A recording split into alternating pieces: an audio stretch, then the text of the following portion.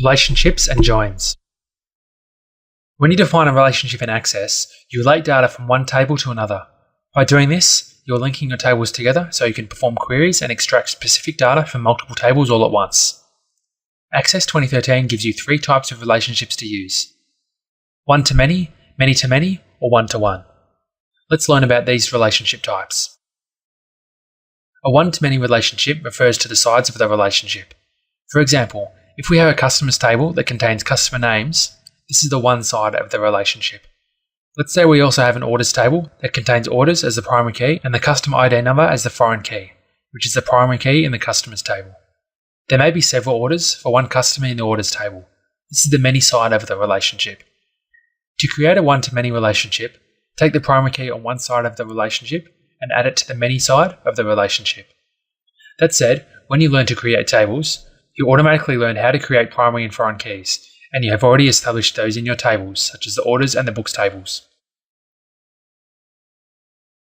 A many-to-many relationship can be best defined by an example. Let's say you have a products table and an order table. The products table has many products, and the order table has many orders.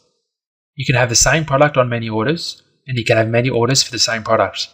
This is a many-to-many relationship.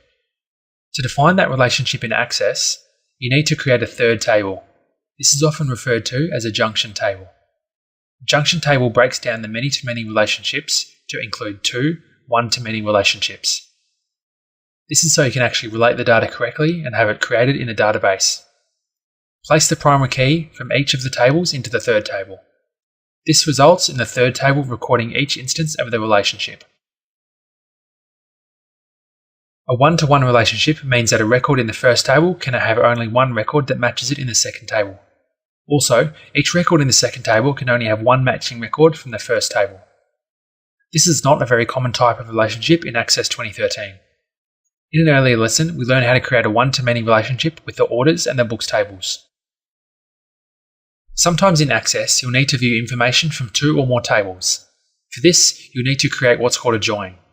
A join does as the name implies. It temporarily joins two tables together. Whenever you run a query to find data in tables that are related, Access will look for records on both sides of the relationship that have matching values. By learning what type of query join to use, you can determine what records will be displayed as the results.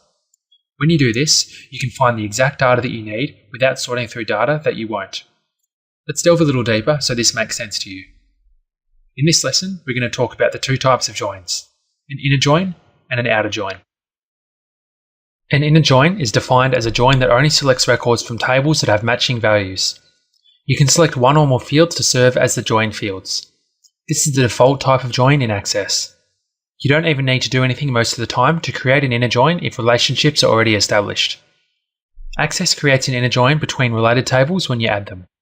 When you create primary keys and foreign keys, have the same field in more than one table, Access creates that relationship for you and creates the inner join.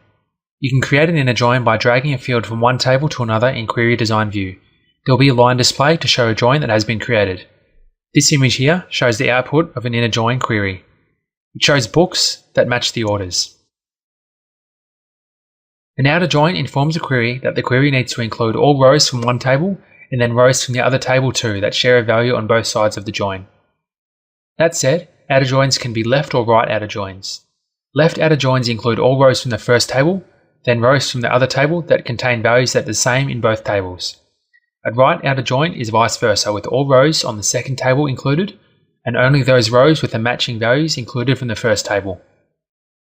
You can click any join to see the Join Properties dialog box to see if it's a left or a right join. You can see on the example here, the left screenshot shows a left outer join because it has books matching to orders, and if there's no order for that book, it shows a blank record. The right screenshot shows a right outer join on the orders table because it shows orders with their corresponding books. To create an inner or outer join, first create the relationship. We can use the books to orders relationship from earlier in the lesson. To do this, go to the Database Tools and then click on Relationships. Double-click on the line that illustrates the relationship in Design View.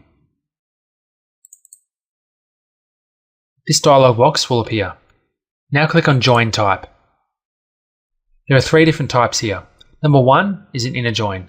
Number 2 is a left outer join. and number 3 is a write how to join.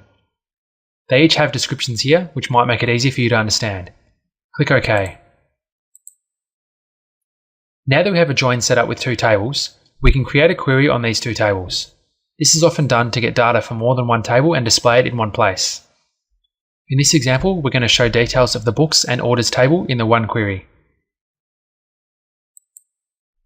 Create a new simple query using the query wizard. In the drop-down box that appears on the field selection screen, select Table Books. Select the author, title and price fields and add them to the selected field section. Now select the table orders from the drop-down menu. Add the order ID, order date and destination country to the selected field section. Click on Next and leave it as Detailed View and click Next again. Name your query and click Finish.